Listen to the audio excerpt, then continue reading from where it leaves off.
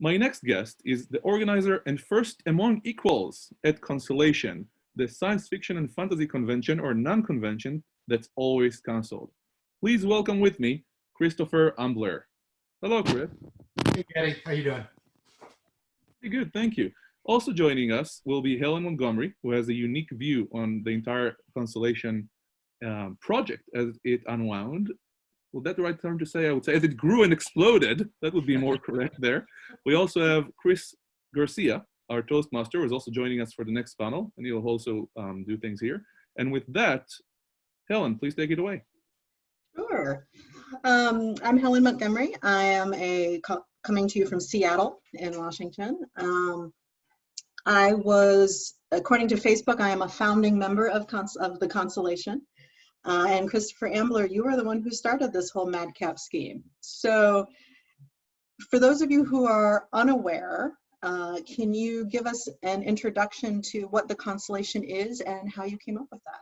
Sure, but first, since we're doing props, I won this bracelet for the poker tournament at the, I believe it was 2011 Rocky Horror Picture Show convention.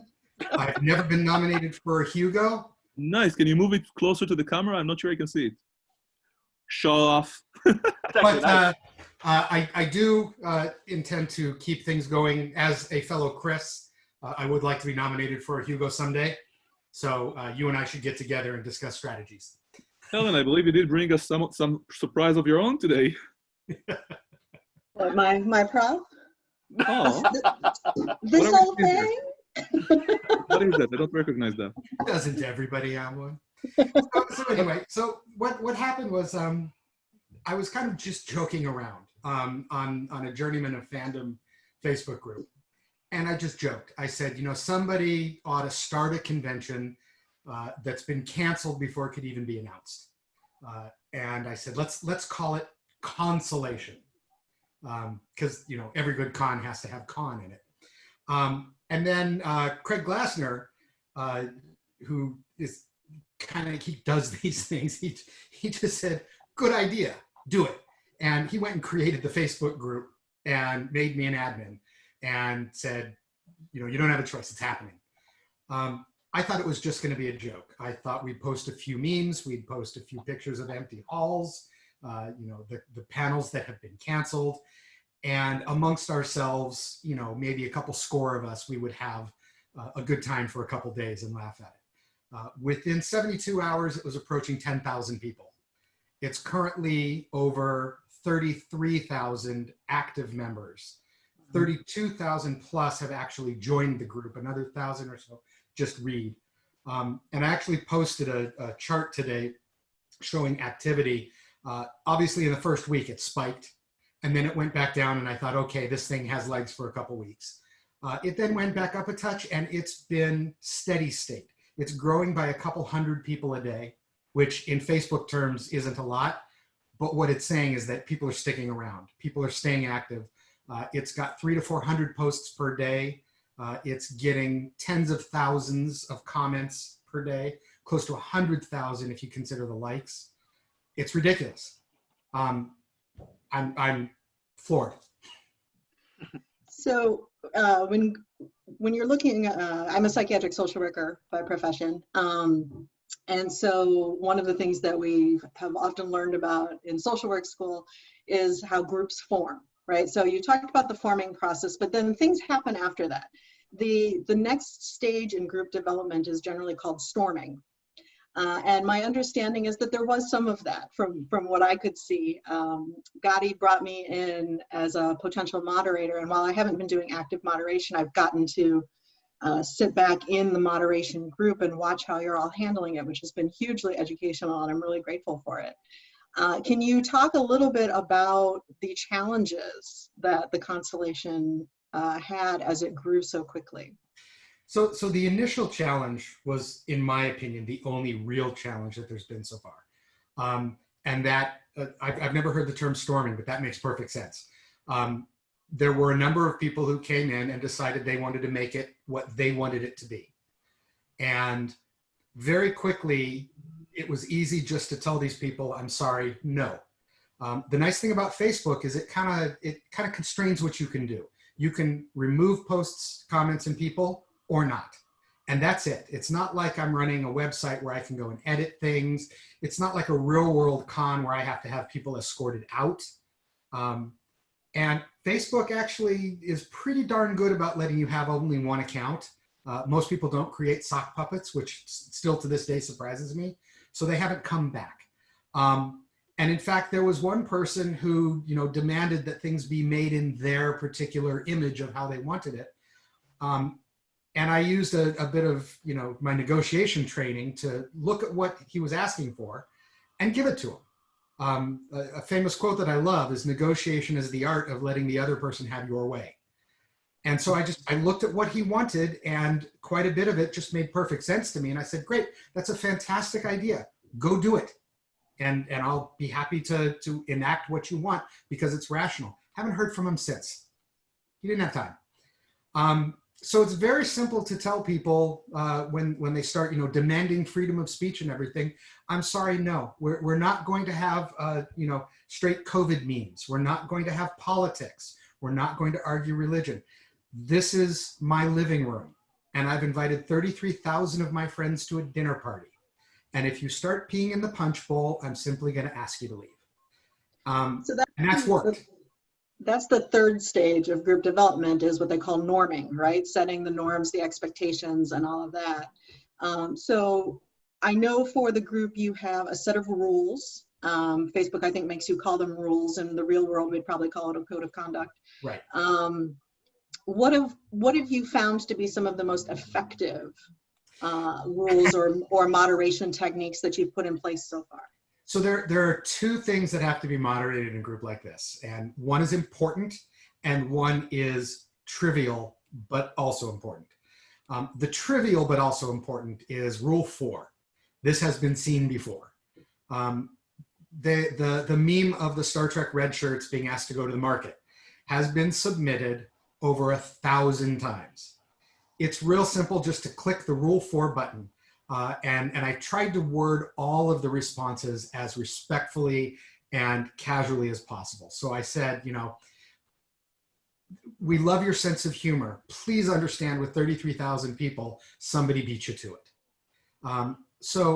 And everybody has completely understood that. And I actually created a subgroup for memes where I said, you want to post this 5,000 times, have at it. The important rules are the obvious ones, or at least I would hope to everybody who's interested in this video, obvious rules. No hate speech, no bullying. Just the things that, in my opinion, and I hope everybody's opinion, are no-brainers. And when that happens, the key to moderation in this case, in my opinion, is silently. You don't make drama. So people who post flounce posts, people who post the meta posts about how, my last post was deleted and I want to discuss it. No, those are going to be deleted too. You want to discuss it? Fine. Do it in PM with me. I'm stuck at home like everybody else. I have copious spare time.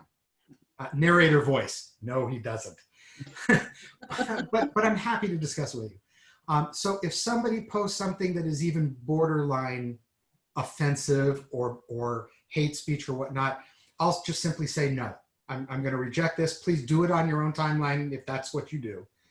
And if you continue doing it, what Facebook lets you do is you can mute them for a day or 3, or you can ban them entirely. So I might just mute somebody and say, look, I don't want to kick you out of the group. You can have your opinion. I hesitate. I hate saying you're entitled to your opinion. I like Harlan's quote. You're not entitled to your opinion. You're entitled to an informed opinion.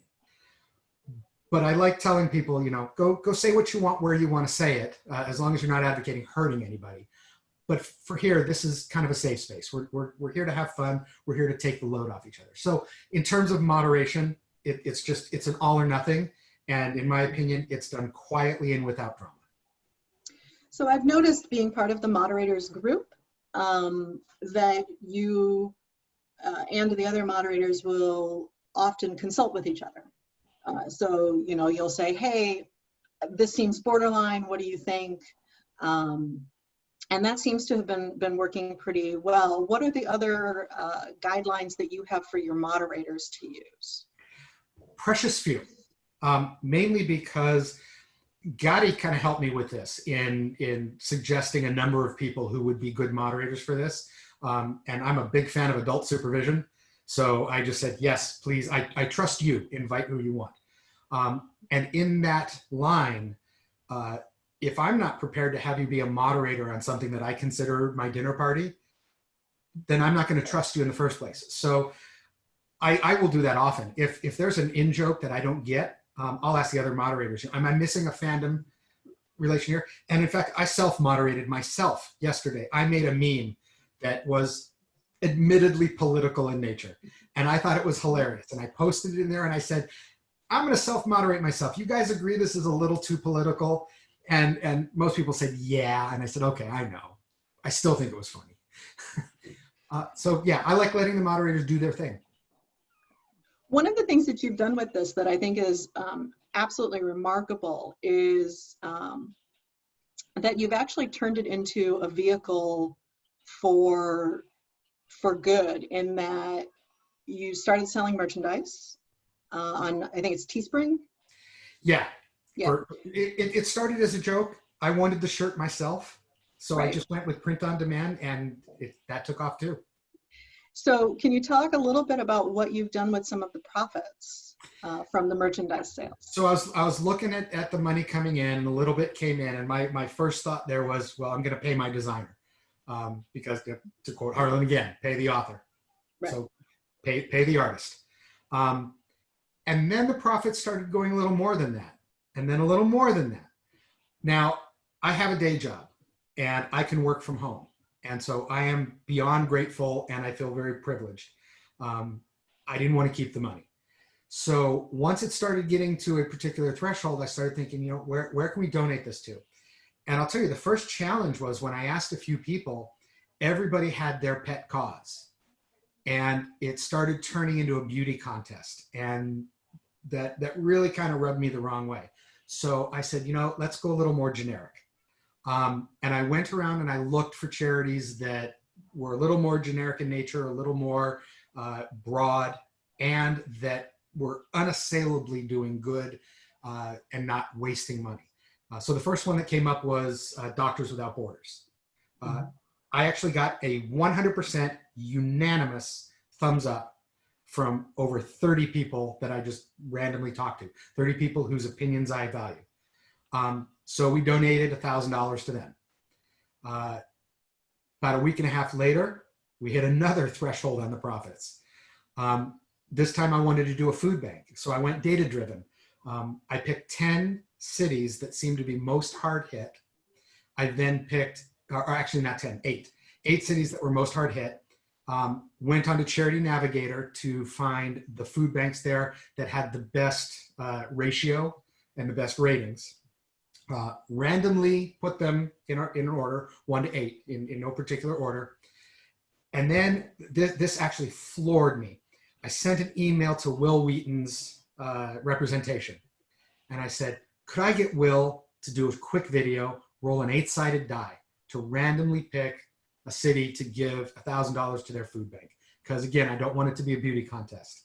And, in rolling a die, who's the first person I thought of? Will's a gamer. Right. Within 3 hours, I got the video back. So big shout out to Will Wheaton. And he thought it was pretty cool. So he rolled, Chicago was picked, and Chicago's food bank got a $1,000 donation. I also want to give a shout out to my employer, GoDaddy, who's matching. Unfortunately, it's not unlimited, but it's more than 4 figures. So, Nice. So they're matching, and I've exhausted that for the year now. Which I think is great. We are actually ready now for another $1,000 donation. I've picked the charity and I've reached out to their spokesman who has a tie to fandom. Unfortunately, I haven't heard back yet. I'm giving it till Monday, and if not, I'm gonna try to find someone. So I would actually throw this out. If anybody, I'll cast a wide net here, and I'm shameless. If you know a celebrity in fandom, somebody that if they did a quick video would get some squeeze, I would love for you to put me in touch with them and have them help promo a charity, or if they've got a good cause, I'd love to work with them. it's entertaining the fans. It's good PR for the celebrity. And at the end of the day, we're doing some good and having some fun. So I'm gonna keep sequestering the money and throwing it at charity for as long as people buy shirts. That's awesome. And it brings up a good point. How can people find the group? So it's on Facebook. It's called Concellation, Concellation. Concellation. I win. And the URL, facebook.com/groups/Concellation, I believe will take you straight to it. But if you just do a search, you'll find it. And then there are a number of subgroups. There's one for artists, one for dealers, and one for memes. And then we also have a masquerade, which we ran early, and Kevin Roche helped me MC that. Thank you, Kevin. Appreciate it. And now people are just posting, cosplay in there. Right. Tell me a little bit about the artists and dealers subgroups. So I created the artist subgroup just to kind of sequester the art to make it easier for people to find it. I created the dealers group for the same reason. The dealers group, it's kind of a double-edged sword. I wish I had 3 reasons because I'd love to say triple-edged sword. Part of it is we don't want the main group to be filled up with people selling things, people asking for donations, and all of that. But on the flip side, that's not only legit, that's good. I want the dealers to have a place where they can sell stuff online because they are really hard hit. So I created the dealers room group. It's got about 1,500 members in it. Those are mostly the dealers. They become members so they can post. Looking at the metrics, most of the members of Concellation are looking at the dealers room group. So dealers can then post there what they're selling. I've asked the dealers, feel free to bump your post once a day. Please don't do it more than that or it's just gonna become screaming. But also if you're doing a Kickstarter, if you're really, really hard hurt and you've got to go fund me, I don't want to tell you no, put it in that group. I don't want to see the main group get filled up and on the flip side, it would get lost in the noise. Right. So go to the dealers group and I encourage people, go to the dealers group every couple of days. If you are in a position where you've got the extra funds, help out a dealer, buy a book, buy some art, buy some jewelry, whatever the dealers are selling. These people don't get to go to cons now, and that's how they make their living. And think about how much money you're saving by not going. Right. So on that note, I think we should probably open it up for a discussion in the few minutes we have left.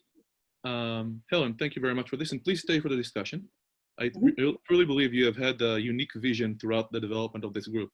So I would like to bring Chris in right now and try to put this a little bit forward.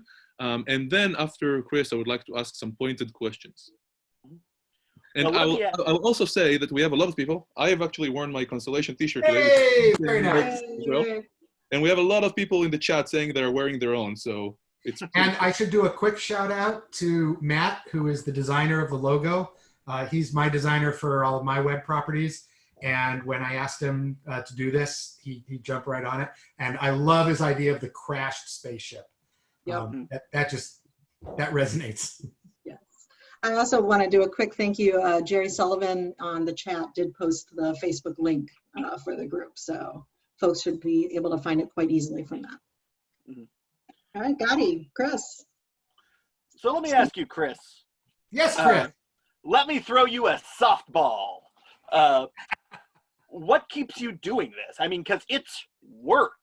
It is work. Yeah, so what keeps you moving? I did the website and IT for Worldcon 76, so I know what work is. And you know what? I would say half of it is keeping me occupied, even though I have a day job. I'm pretty efficient. It is entertaining. I will be 100% honest with you. Of the other half, a decent portion is ego. This is fun. This is making me feel good. I subscribe to the theory that there's no such thing as an unselfish act. The fact that I'm giving money to charity, the fact that people are saying thank you, this has saved my sanity for a time, makes me feel good. And I'm cool with that. So that's kind of what gets me doing it. And also the fact that when people act like D-bags, I can just show them the airlock and move on. And realistically, how long do you think you see yourself going on? I see this becoming steady state in a couple months. I could be wrong. At first, I thought it would flame out quickly. Now I don't think it will. I think this could just become a generic place for fans to gather and chat on Facebook just because of the network effect. This is where the people are, so this is where the people are. And if that's the case, I'm cool with that. And you know what? When life comes back to normal and I'm traveling again, I might ask some more people to help moderate just to keep things civil and let it simmer. Oh, cool.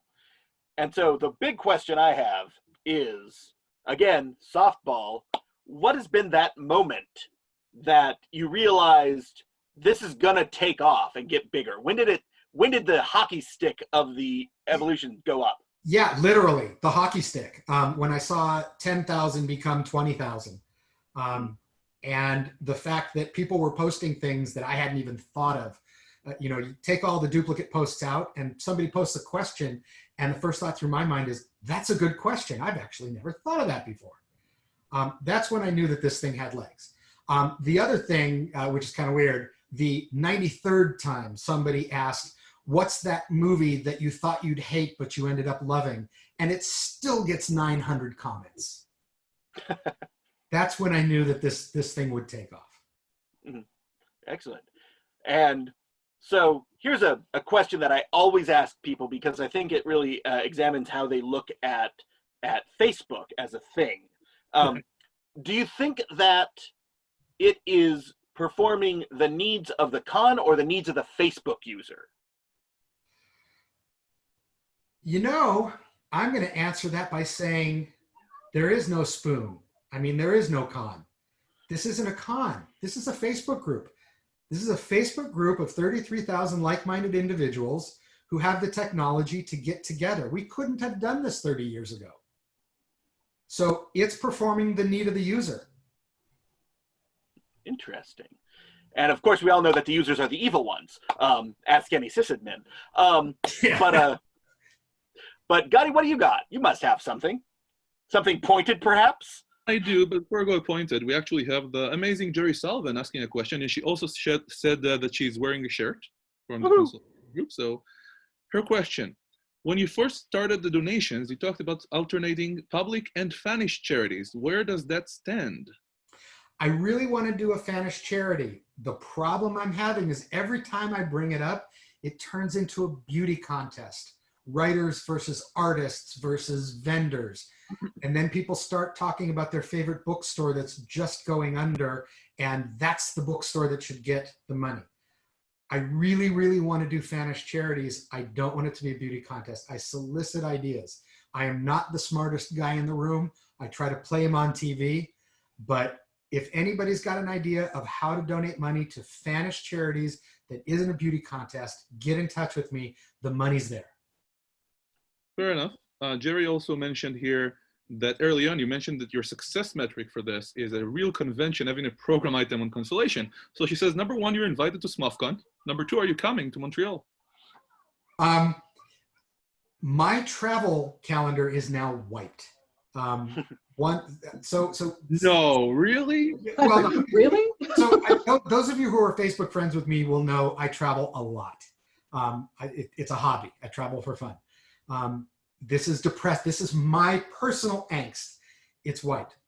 That said, I told my wife the other day, my fan travel and my con travel is going to triple. So the generic answer, are you coming to blank, is yeah, I'd love to consider that. Send me an invite. I don't think that I'm big enough to ask for a per diem or my travel covered. I can do that myself. So the generic answer is sure, I'd love to. It'd be great to have you at SMUFCon to talk about it. So absolutely, maybe even Helen can join as the moderator. That said, so before we finish up this part of the show and we move on to the rest of it, I actually wanted to dive deeper and take a little bit of a risk discussing the code of conduct aspect. Okay. So I know this group grew up exponentially fast. Within 2 days, we were at something like 15,000 people. And we didn't really scale. I mean, I started talking to you and I started helping out as well. We brought in new people and everybody tried to help. But doing all of that from a small, joking kind of Facebook group, moving into something huge and having a lot of community demands and people publicly shaming moderators who just stepped in 2 hours ago to try and start helping. It seemed, we can go into that, but perhaps not right now, but something that was interesting to me is how after everything was pulled together, after the moderation team was on top of things, after people started feeling the group and understanding what's going on and we showed results, we ran into problems that I find that code of conduct discussions usually just don't raise because they will explode on Twitter. And that is, let's assume that both sides are in the right. What do you do?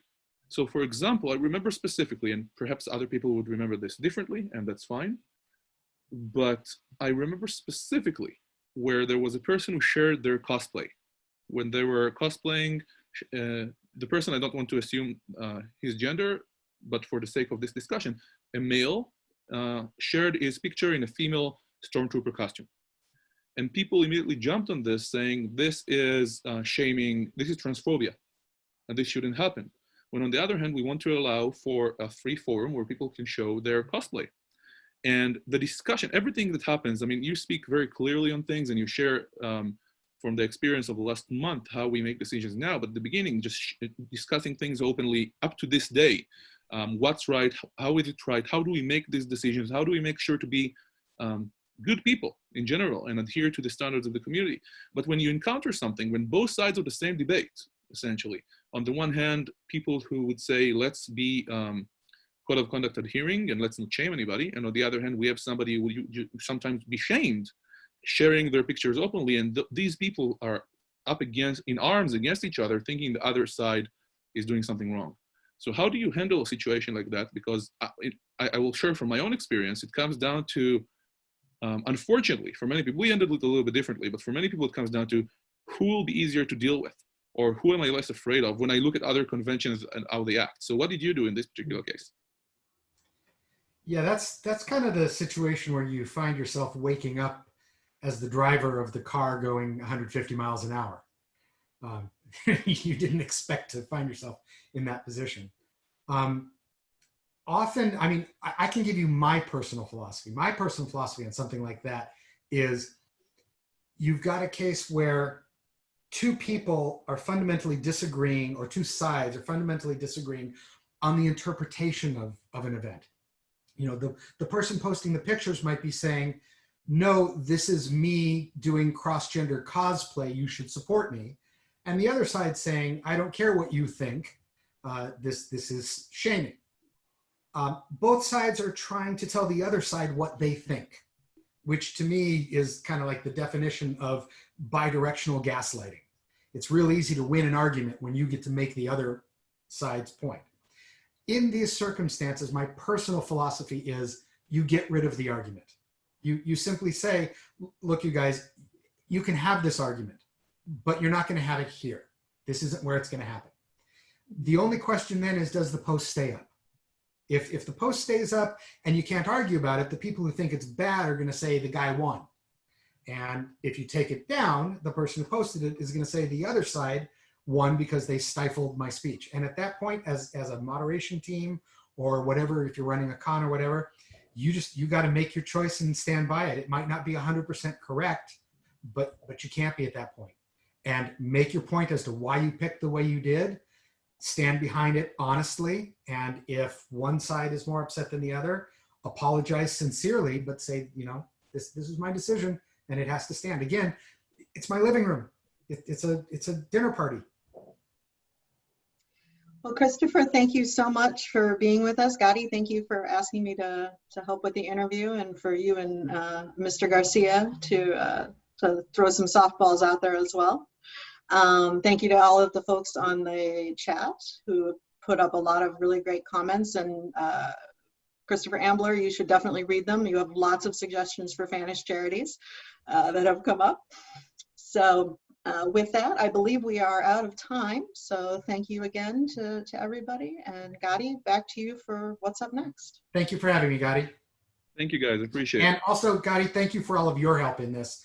I don't know if that's been said out loud, but it should be. You stepped in and definitely gave some really good guidance. You still are, and I appreciate it. Appreciate it. Always good to hear about myself. Tell me more. No, I'm kidding. So with that, we're closing down this part of the show, and we're going to move on to Karen.